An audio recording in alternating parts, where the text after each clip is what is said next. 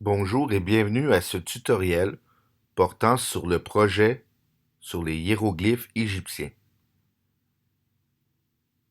Donc, d'abord et avant tout, qu'est-ce qu'un hiéroglyphe?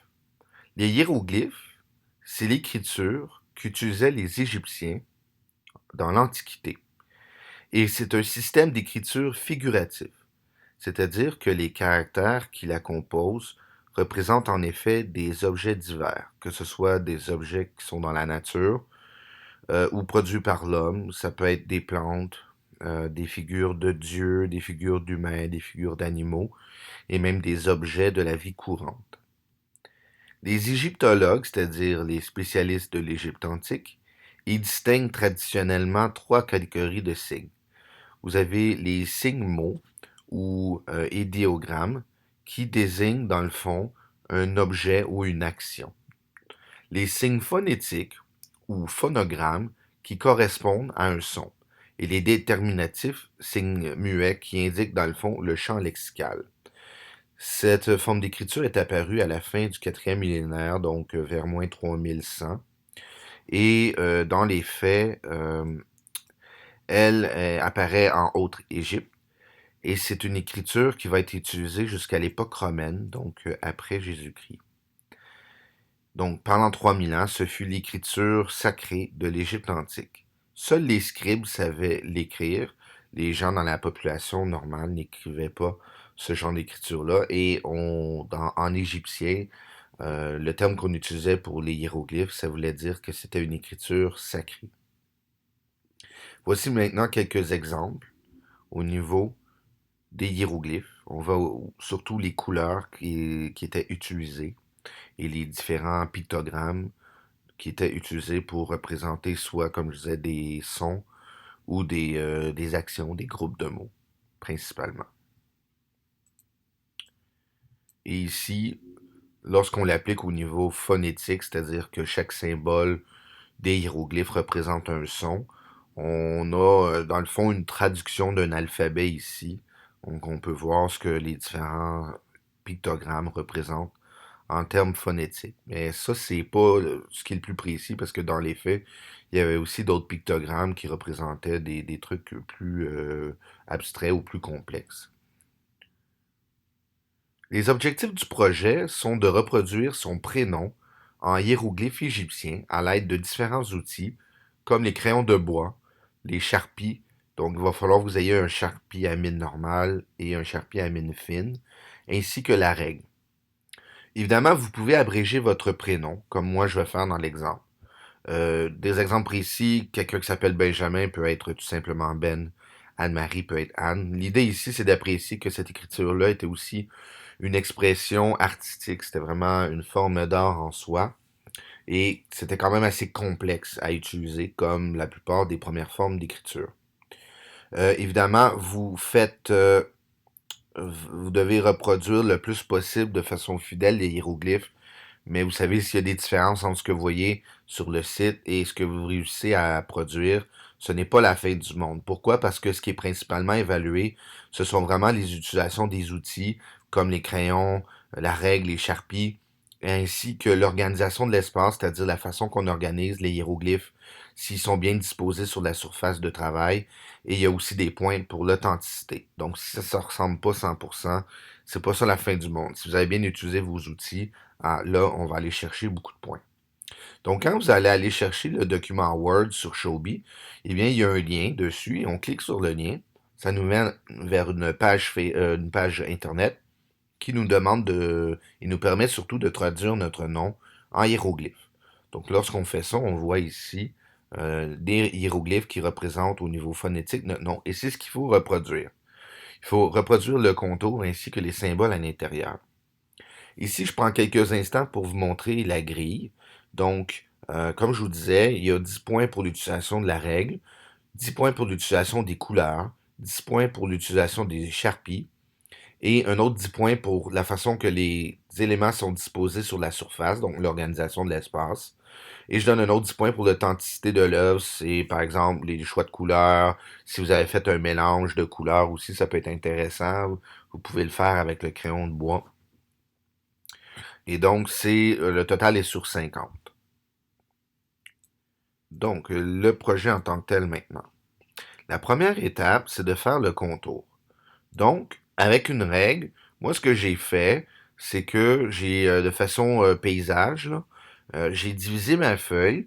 Donc, j'ai pris, dans le fond, 6 cm à partir du bas et 6 cm à partir du haut. J'ai fait un point.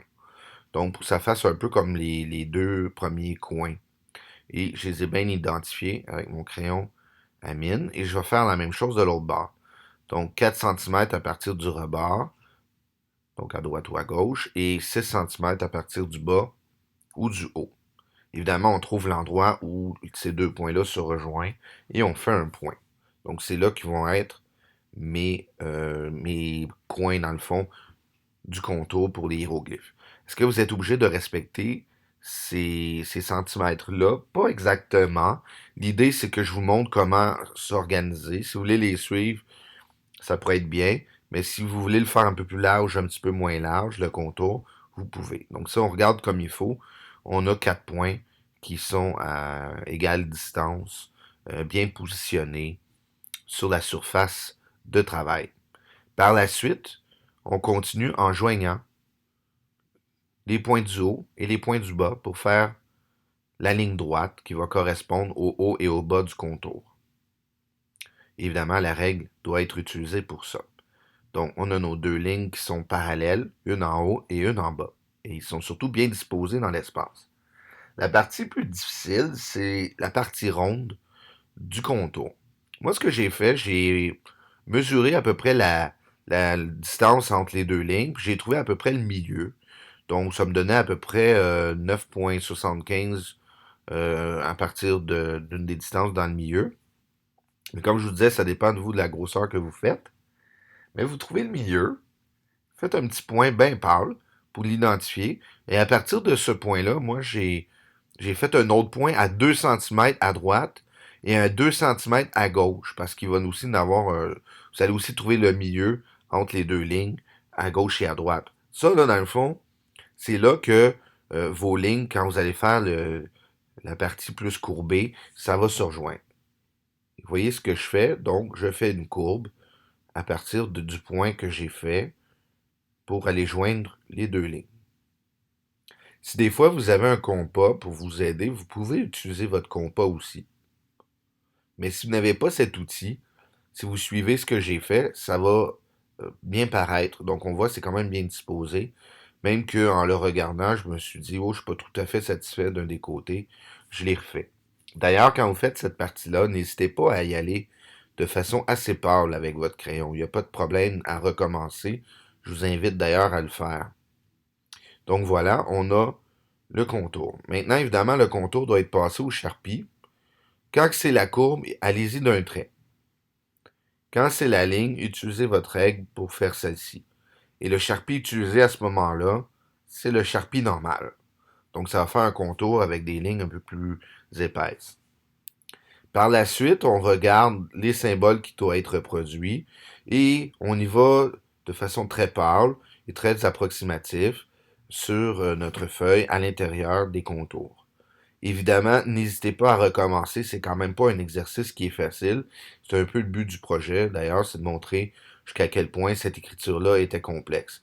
Surtout, n'hésitez pas à utiliser vos règles, que ce soit par exemple pour trouver l'emplacement précis dans le milieu de votre surface en mesurant, mettons, la distance entre les deux lignes, ou tout simplement en utilisant la règle pour faire des lignes droites, parce que selon les symboles que vous allez reproduire, il y en a des lignes droites à reproduire.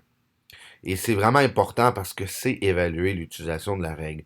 Si je vois que, par exemple, tu aurais pu prendre une règle pour faire une ligne et ça n'a pas été utilisé, tu vas perdre des points. Et surtout, hein, prenez votre temps, n'hésitez pas, c'est-à-dire à recommencer. C'est quand même pas un exercice qui est facile.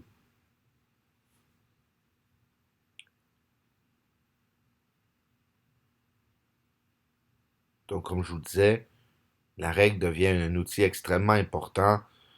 Ça n'a pas besoin d'être 100% pareil comme ce que vous voyez à l'écran au niveau du site et de la traduction, là, les symboles qui vous montrent.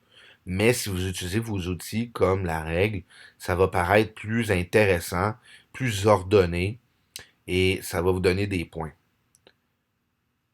De toute façon, à l'époque, lorsqu'ils écrivaient, il n'y avait pas un scribe qui écrivait pareil. Il devait avoir parfois de petites différences. Donc, comme vous voyez, j'utilise amplement ma règle au niveau de certains symboles.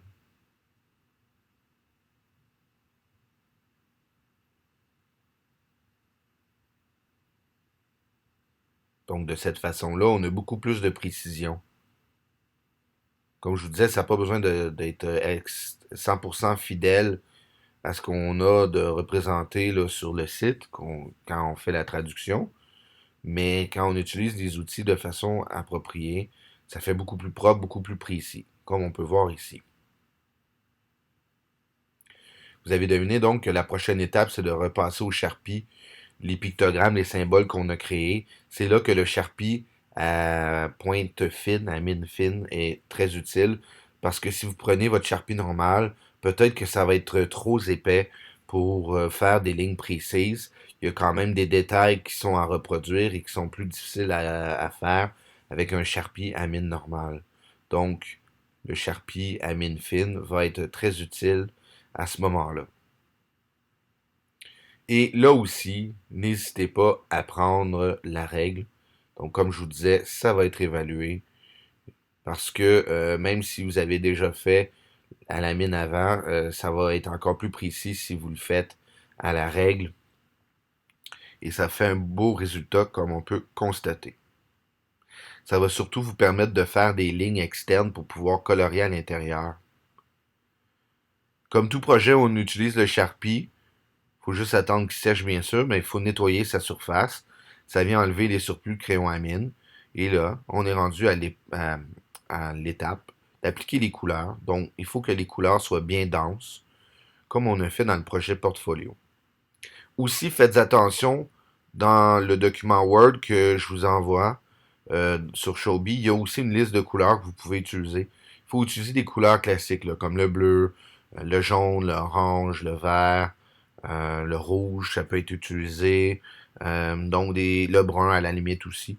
Pas trop de couleurs flash, par exemple un rose fluo ou un mauve. C'était pas des couleurs qui étaient capables de reproduire à l'époque.